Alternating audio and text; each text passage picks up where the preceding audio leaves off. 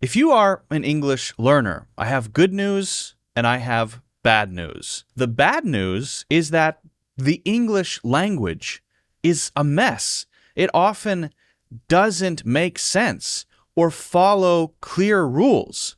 The good news, well, let's save the good news for later. I want to give some examples of the bad news before we get to the good news, okay? So let's go through some things about English that are either messy or just don't make sense. Number one is spelling and pronunciation. There are all kinds of silent sounds in English. So you see the word, you look at it, and you say G-N-O-M-E. But then you say gnome. There's no G sound. Or K-N-I-G-H-T. That's a lot of letters. But you say night. So where's the K? Where's the G-H? Yeah, where is it? It's pronounced the same way as N-I-G-H-T or N-I-T-E. What about D-O-U-B-T? Is that doubt? No, it's doubt. And there are so many examples of this where you have silent sounds that you see with your eyes, but you do not say them. And another thing that's confusing is that sometimes you'll have the same group of letters. For example, A-U-G-H-T, but it's pronounced different ways in different words. For example, daughter, D-A-U-G-H-T-E-R, and laughter, L-A-U-G-H-T-E-R. Well, except for the D in daughter and the L in laughter, they're exactly the same. But in laughter, there's an F sound, and in daughter, there's no F sound. It's not dofter. Okay, so that doesn't make a lot of sense. The next is homonyms and homographs. A homograph is where you have something that's spelled the same, but maybe two different words, or have two different pronunciations. For example, wound, W-O-U-N-D, and wound, W-O-U-N-D. Dove, D-O-V-E, and dove, the bird, D-O-V-E.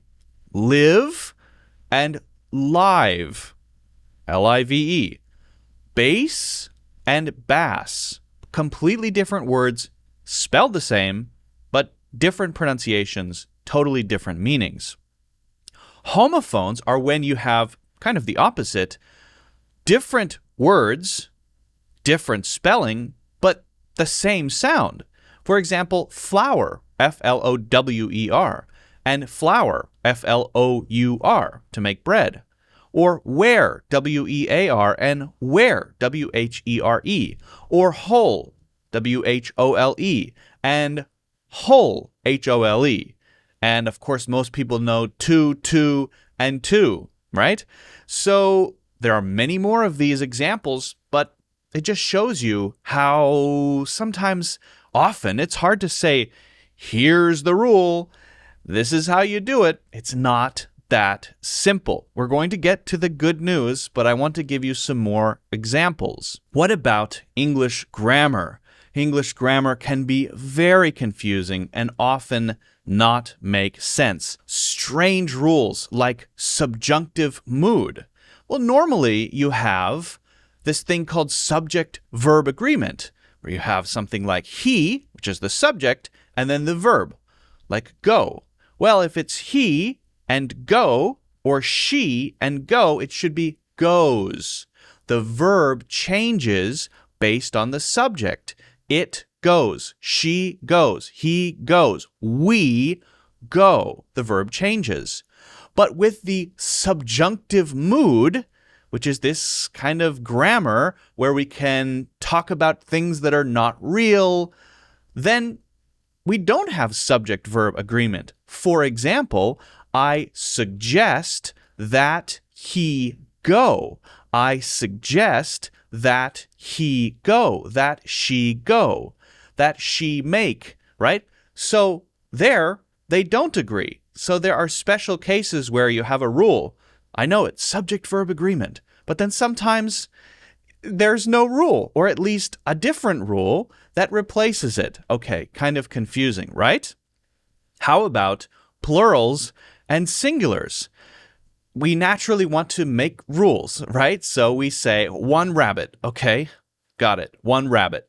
2 rabbits. All right. 2 rabbits. So, okay, if I want to say 2 or 3 or 4, I just add an S, right?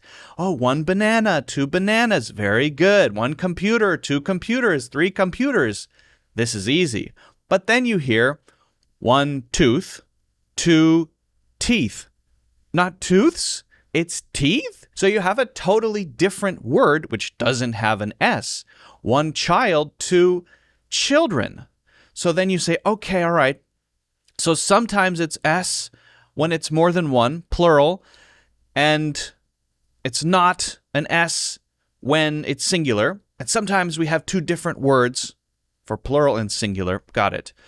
But then you hear, for example, 1 fish, 2 fish. 1 deer, 2 deer. They're the same word if it's 1, 2, or 10. So now it gets even more confusing. All right, okay. One more thing for grammar, irregular verbs. So again, we like to make rules. How about walk? And if we want to say we did that in the past, we say walked. Move, moved. Punch, punched. Okay, so if I want to say a verb in the past, all I do is add ed. That's easy enough. That's nice. Walk, walked. Got it. Easy. Forget the pronunciation differences there. That's another thing. But then you hear eat, ate. Well, that's not eated, is it? Go, went. That's not goed. See, saw. Buy, bought. Okay, so sometimes I have ed, and sometimes I have different words for the past tense. This is called an irregular verb. Regular and irregular. Okay, so I have to remember that. But then you hear things like eat, ate, eaten. Go, went, gone. See, saw, seen. And you think, there's another one? Yes, this is called the past participle. It's a special form of the verb. All right, I'll try to learn that. But then you have buy, bought. And what's the past participle of buy, bought? What is the past participle? Is it boughten? No, it's just bought. It's the same as the simple past. Okay, so sometimes there's a completely different word for the past participle and sometimes not. Okay, tell me the good news. All right. These have just been examples. There are a million other things that I could have said, that I could have shown you to explain how confusing English can be. But here's the good news. Here's the good news. Your brain, your human brain, is an amazing language processing machine naturally. And all it needs is not to make a bunch of rules that you say out loud. All it needs is patterns and examples. A lot of patterns and examples. And it just figures everything out. All of the pronunciation stuff, the grammar stuff, everything. It makes its own rules. It may not even tell you what the rules are. To you, if you have enough examples, if you've looked at enough English, it just feels natural. You just do it naturally. That's the crazy thing about the human brain. And guess what? That's what we've just been doing. I've been showing you examples. And yes, they don't make sense when you think about it, but if you just say, okay, all right, that's how it is. If you look at enough examples, if you work at it enough, if you use it enough, you just learn it without really trying, because your brain is an amazing language processing machine, right? And it can do amazing things. So don't get stuck in what doesn't make sense. Don't Don't throw up your hands and say, well, I can't learn English because this doesn't make sense.